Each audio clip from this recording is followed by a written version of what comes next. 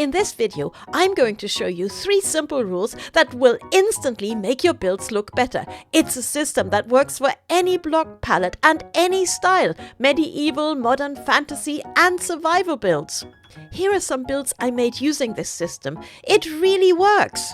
So, what are those 3 rules? Well, let me tell you all about them and then we'll come back to this house here and fix it up and make it look nice. Rule number 1. Limit your colors. The biggest mistake builders make is using too many colors. 3 to 4 is ideal, but of course you can also use too few colors. Here's a classic village house. It's super boring, and this is the block palette. Yes, it's just oak and cobblestone. But even this house can be improved with the 3 rules, and I will prove it to you. So let's add more color. Oh dear, this looks like something an excited toddler built. Let's see how many different colors we have here. 1, 2, 3, 4, 5, 6, 7 colors. Clearly, more blocks does not mean a better build. A strong block palette usually only has 3 to 4 colors. 1 main color, 1 secondary color, and 1 accent color. The main color should cover most of the build. The secondary color supports the main color. And your accent colors should be used very sparingly, only around 5 to 10%. They create highlights and focus the attention on interesting details. And here's another tip. Either the main or secondary color should be neutral colors like white, brown or grey. Neutral colors allow the brighter colors to pop without overwhelming your build. In our villager house, I have used dark wood as the neutral color, and I think this house already looks so much better than the original version. Rule number 2. Use different shades. This little hut has good colors now, but it still looks really flat. But we can fix that with shading. So make sure your main and secondary colors are available in at least 3 different shades. And for shading, you don't need the same block type. What matters is how bright they are. Here is an example. All these blocks are a muted shade of red. Shading adds texture, depth and realism to a build. It's a bit difficult to show this on a tiny build like this, but as a rule of thumb, think about how the light falls on a building. Shaded areas like this under the roof are darker, and behind the light the blocks need to be lighter. It's a bit easier to see on a large build like this. As a rough guide, I would say if you have an area that is larger than 3 by 3 and of the same color, throw in a few extra blocks just to make it more interesting. And here's another little trick. Have a look at this roof. Have you noticed how the blocks at the bottom are darker? If you add the darker blocks near the ground and the lighter blocks at the top of your build, it adds perspective and makes your build look taller. You can also use shading strategically for areas that have been weathered, like for instance these rusty bits and the water stains under the window. This adds more realism and interest to your builds. So why not give it a shot and make sure your palette includes blocks that can be shaded with? And that brings us to rule 3. Choose blocks with variance. Let's go back to our villager house. We've broken up the big blocks of color, but it still looks very blocky. But we can fix that with blocks that have variants. Try to choose blocks that you can craft into stairs, slabs and walls of fences, shelves and lots of other things.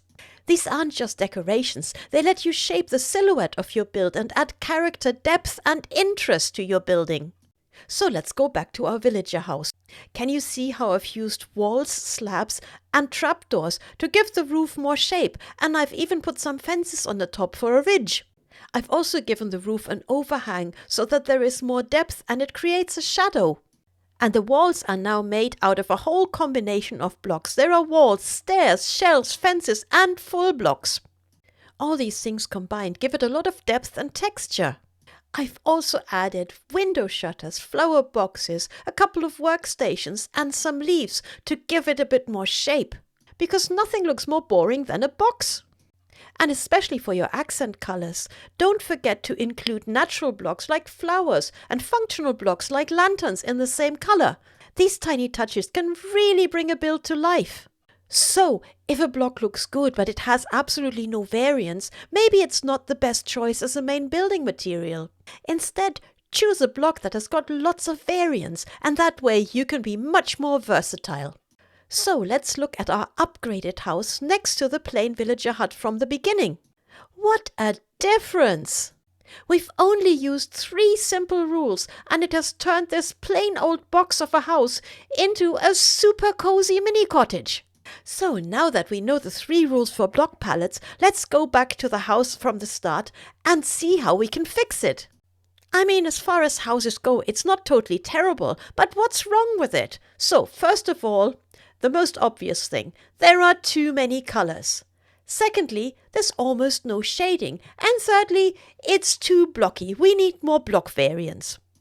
Let's fix rule number 1 and remove some of the extra colors. Okay, these can go much better. Orange is now the main color, light wood as a neutral support, and the red and green for accents. Great. So, what about shading? Yep, there are plenty of blocks available for shading, especially for the orange. And as for rule number 3, all the wood types and the copper have got plenty of variants, so I think we'll be okay. So here is the new and improved version of that house, and I think it looks so much better. I've swapped the materials for the roof and for the chimney, and I've given it a little bit more shape. But one of the most important and most overlooked changes I've made is to all the plants. I've changed them all to red so they match the house. And how much more harmonious does that look? It only took a few swaps and tweaks to turn a mediocre house into a really good house. That just shows you how important it is to have a good block palette. So let's recap our 3 rules. Number 1, stick to 3 to 4 colors. Number 2, choose blocks that you can shade with. And number 3, choose blocks with lots of variants. If you stick to these 3 simple rules, I guarantee you that your next build is instantly gonna look better. So, if this video helped you, drop a like, happy building, and have a hippy dippy day. Bye bye!